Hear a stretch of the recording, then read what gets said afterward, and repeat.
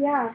So I've tried to call my friends at least, you know, twice a week, just catch up, have a good friendly conversation.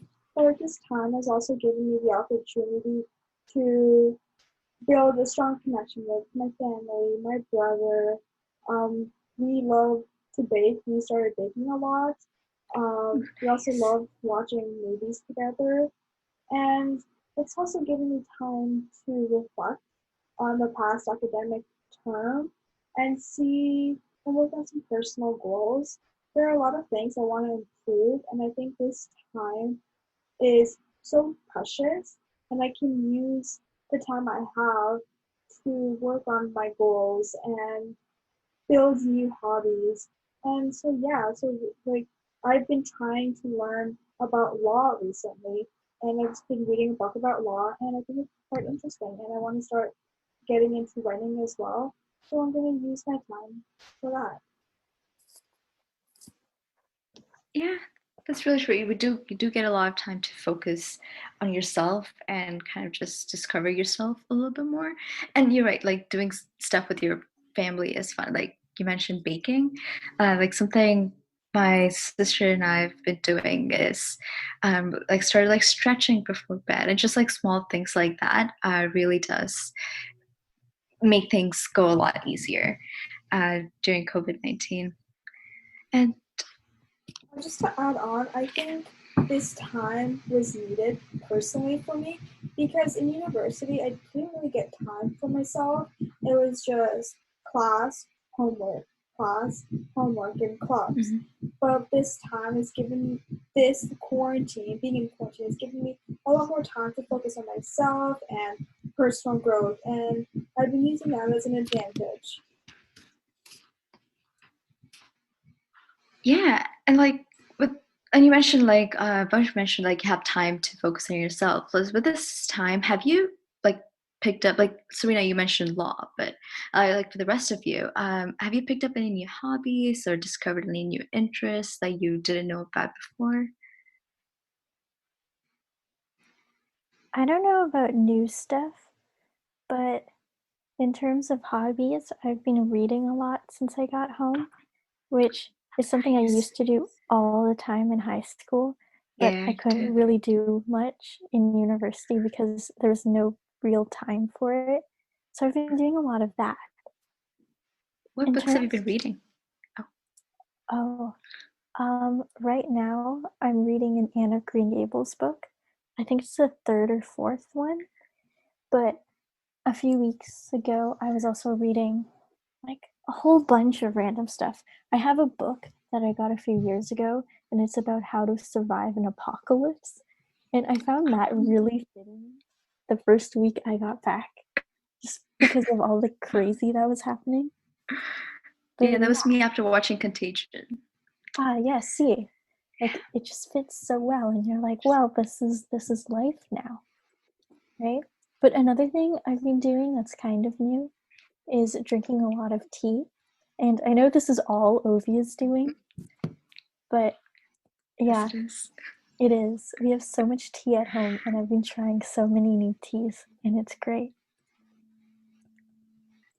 Yeah, Nice. that sounds really nice. I mean, kind of the same thing with me for in terms of reading because I really wanted to get started on this book for the longest time while I was at uni, and it's this like math book. It sounds a little bit boring, but it's actually really interesting. It's called Gödel, Escher, Bach, and it's kind of about those three people, and like it's about mathematical reasoning a lot, and it's a Mhm. it's a logic book, but it's a really really thick book, and I've only gotten through like maybe like okay, I can't even estimate because it's like so tiny. It's like maybe like I've only gone through like maybe 2% of the book, I swear. And I find that now I actually have a lot more time to be able to read and just do these kind of things. But one thing for me that's really interesting. This also isn't a new hobby per se, but I have been doing a lot of origami and I have just been Well, what I did was I actually found like a stack of origami paper that I had collected from my actual first week of university, and I decided that I would, uh, you know, take like watch some more YouTube videos on like these origami tutorials and make some more origami figurines. And they take up a lot of time to get good at and to make them look nice. So that also was a really nice hobby for me to pick up. Yeah, I think like for me, in terms of like something I really want to get into is knitting. I even have a knitting magazine now, so that's all the more motivation to get started on that. So I think I've just been trying to learn that, hone the skills, and maybe actually knit something by the end of this quarantine. We'll see how that goes. And like with older hobbies, I think like old hobbies have also helped me like spend time during quarantine. Like it just makes time go faster. Like something I think I've mentioned multiple times already in this podcast is swing dance. And swing dance is a club I'm part of in university. And so now because of quarantine and we can't actually dance with each other, they started posting video lessons online. And that was an amazing and life-changing day for me because now I can still learn swing dance at home, and I've still been doing swing dance, which just made me really happy. So I think I'll continue doing that. And that's what we want. We want happy people, because Yes. as much as there is stuff to stress about, there's also a lot of stuff you can just enjoy, right? You can't spend all of your time being stressed out. Yeah, and like COVID-19 is not the most fortunate of circumstances for any of us, but I think something I've learned over the past month, has it been a month? I think it's been a month. Yeah, sure, it's been a Yeah, month. definitely.